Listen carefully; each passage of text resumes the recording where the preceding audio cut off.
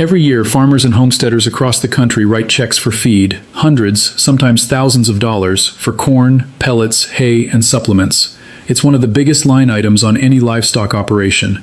And most of the time, nobody stops to ask, does it have to cost this much? The truth is, some of the most productive farmers in the world have figured out how to grow a significant portion of their own animal feed, using plants that thrive in their climate, require minimal inputs, and produce incredible quantities of high-quality nutrition. Plants that most farmers walk right past without realizing what's standing in front of them. Today, we're going to change that. We're going to look at 10 plants, real, practical, farmer-tested crops that can help you reduce your feed bill, improve your animal's health, and keep more money where it belongs, on your farm. This isn't about magic. It isn't about replacing a carefully balanced nutrition program overnight. It's about being smarter with your land, because every dollar you don't have to spend on feed is another dollar that stays in your pocket. Let's get into it.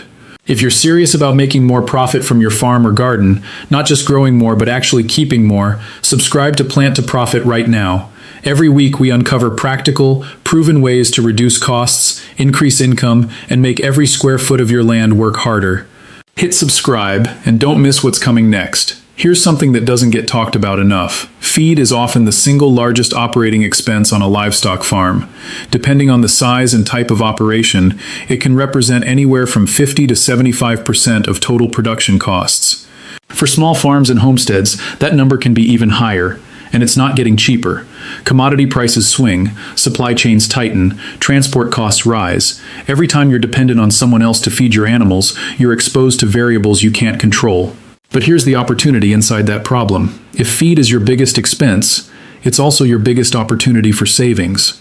And unlike equipment costs or land payments, feed costs can often be reduced with smart land management and the right plants. That's not theory. Farmers around the world do it every day.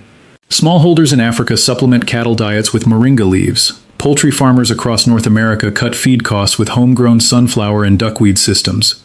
Goat producers replace a portion of purchased hay with comfrey and mulberry foliage. None of these are full replacements. Commercial feeds are formulated for precise nutritional profiles, and different animals at different stages of production need different balances of protein, energy, vitamins, and minerals.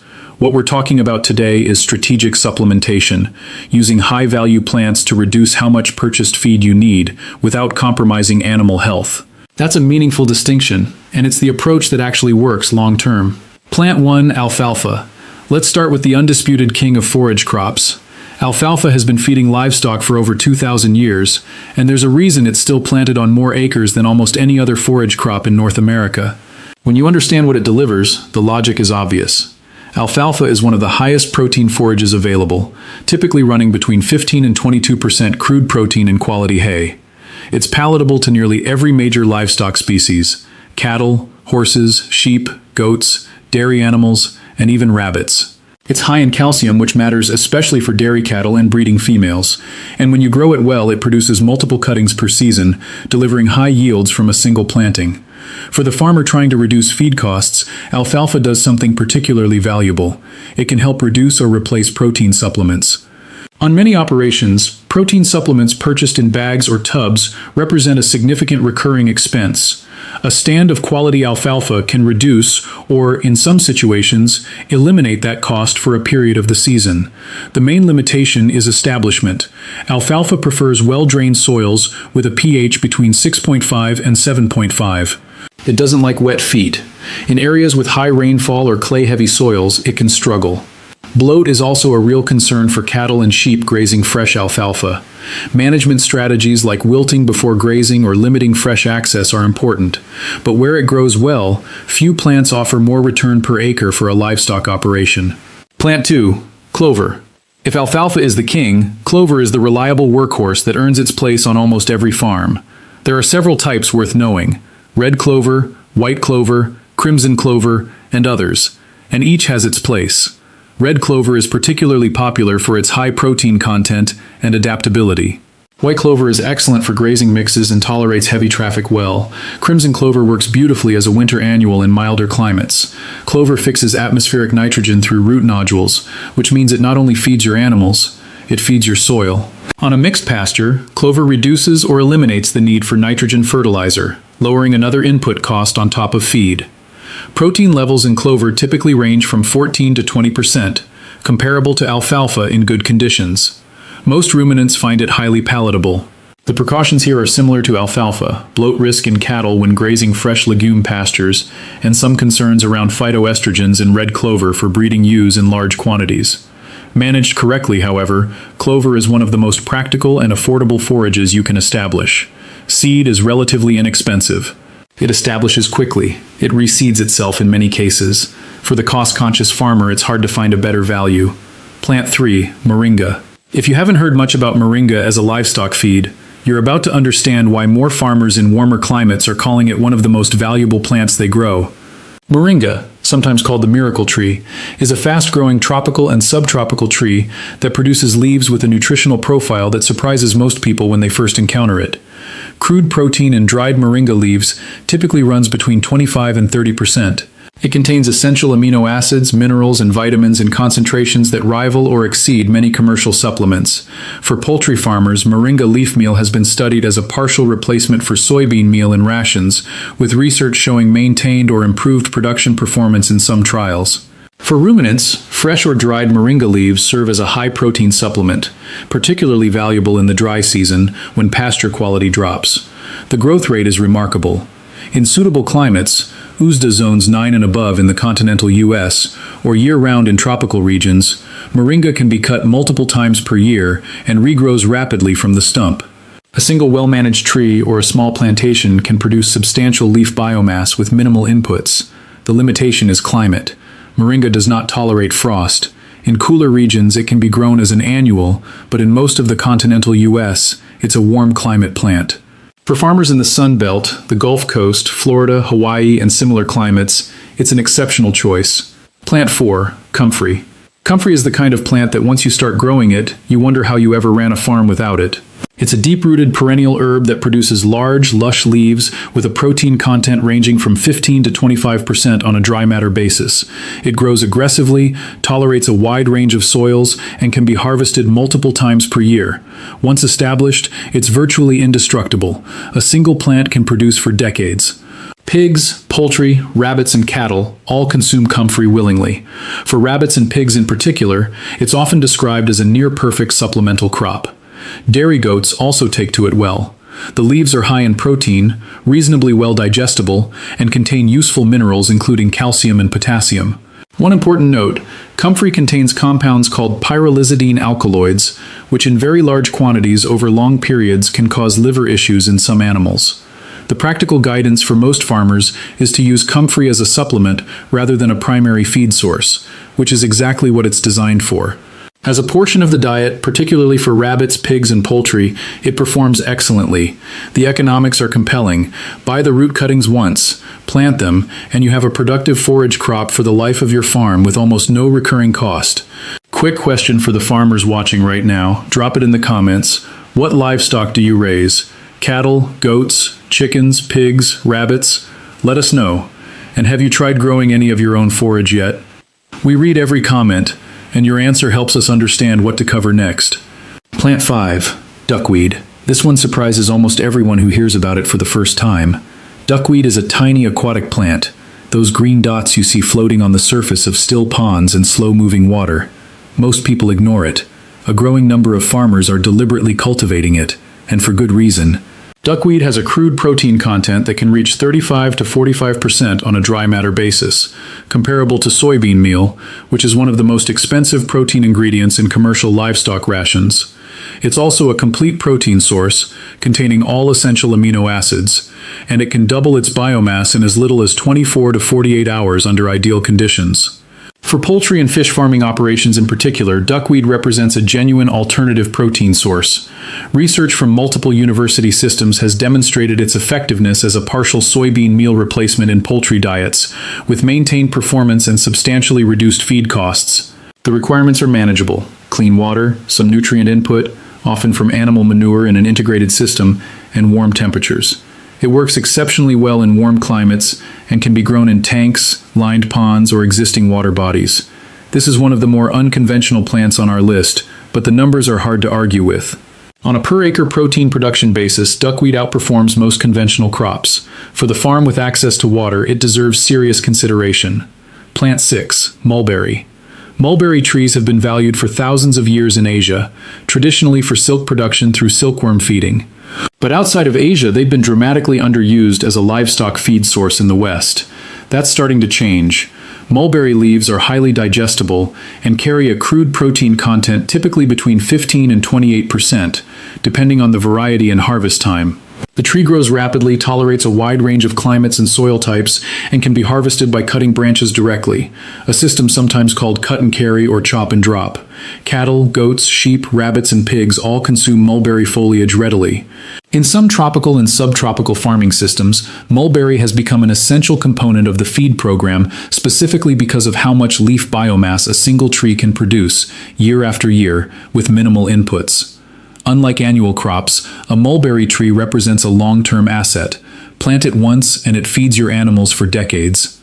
The per-unit cost of production drops every year as the tree matures.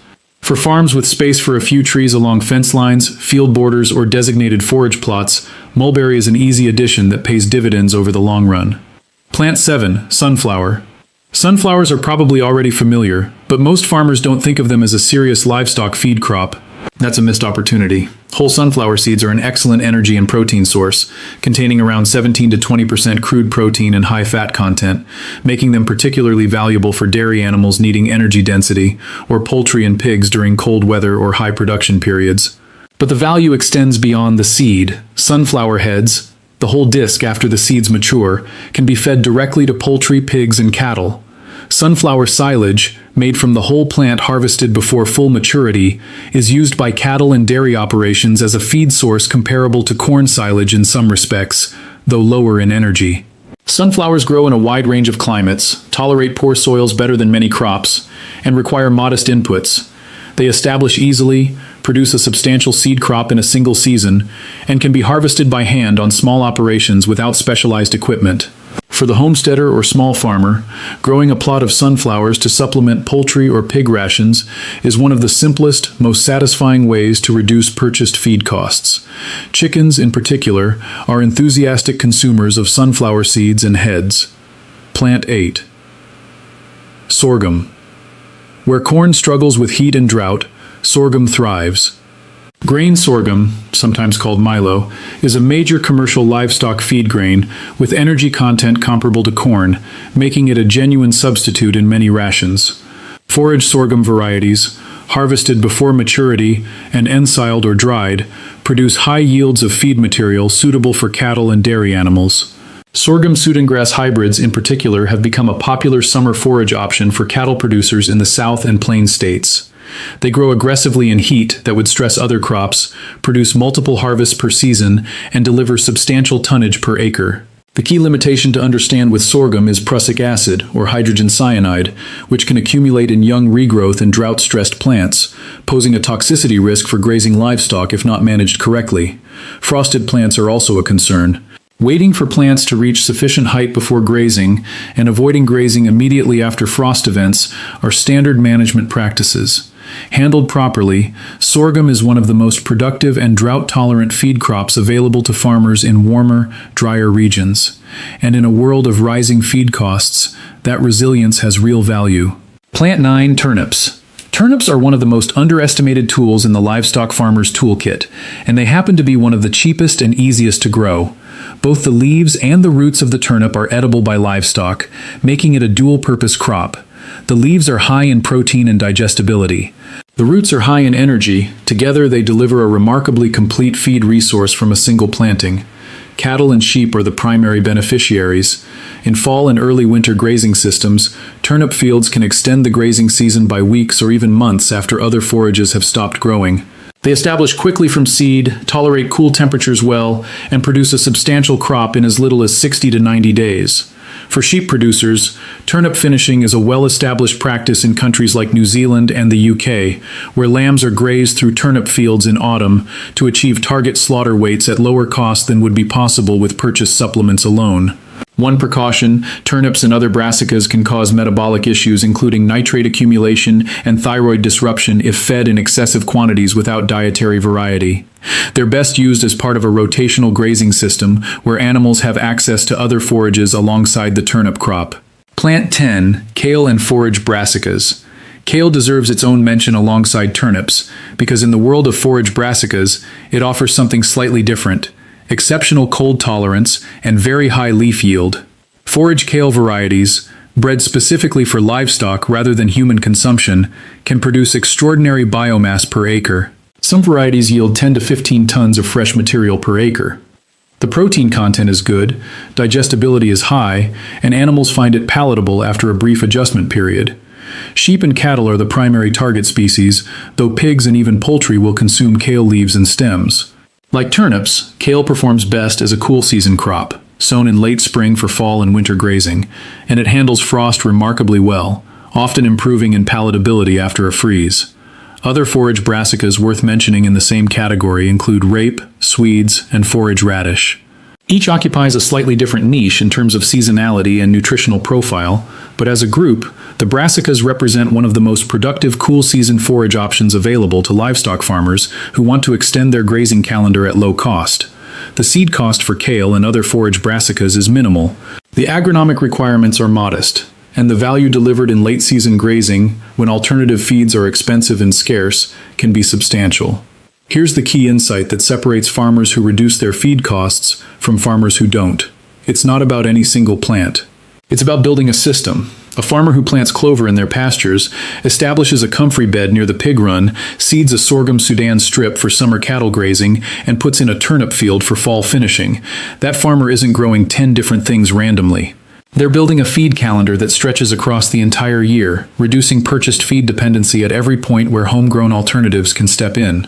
None of these plants, individually or together, replace a well-designed nutrition program. Animals at different life stages, growing animals, pregnant or lactating females, working animals, finishing animals, have precise nutrient requirements. For commercial operations especially, it's important to work with a nutritionist or your extension service to understand exactly where forage plants fit into your feed plan without compromising performance. What homegrown forages do is reduce the quantity of purchased inputs needed to hit those targets. They lower the floor of what you have to buy. And over time, that adds up to a meaningful difference in your cost of production and your bottom line. Here are 5 lessons every farmer should take from this. First, feed is your biggest controllable expense. That makes it your biggest opportunity for improvement. Second, high-value forage plants can reduce, not replace, purchased feed costs when used intelligently as part of a managed feeding program. Third, the best forage system for your farm depends on your climate, your livestock species, your land base, and your management style. There is no one-size-fits-all answer, but there is almost always an answer. Fourth, perennial forages, alfalfa, comfrey, mulberry, established clover stands, pay dividends for years from a single investment. They should be the backbone of any long-term forage strategy. Fifth, annual forages, sunflower, sorghum, turnips, kale. Fill the gaps in your perennial system, extending the feed calendar and providing flexibility in different seasons. Put all of that together, and you have the foundation of a farm that spends smarter, wastes less, and keeps more money from every animal it raises. The farmers who thrive long-term are never the ones who just work harder. They're the ones who work smarter, who look at their operation and ask, where is the money going, and how do I stop it from leaving? Feed is one of the clearest answers to that question. And the plants we've talked about today are part of one of the clearest solutions. You don't have to overhaul your entire operation overnight. Start with one plant. Plant a comfrey bed. Seed a clover mix into your pasture. Put in a row of sunflowers. See what happens? Talk to other farmers who've done it. Adjust. Every plant you grow is feed you don't have to buy. Every dollar you save on feed is a dollar that stays on your farm. And over a season, over a decade, those dollars build something real. If this video gave you even one idea worth trying, hit the like button. It helps more farmers find this content. Subscribe to Plant to Profit so you don't miss the next video. And share this with another farmer or homesteader in your life who's tired of watching their feed bill climb every year. Drop a comment below. Which plant on this list are you planning to grow first? And what livestock are you raising? We want to hear from you. Until next time, remember, every plant should earn its place, every animal should earn its keep, and every acre should earn a profit. This is plant to profit.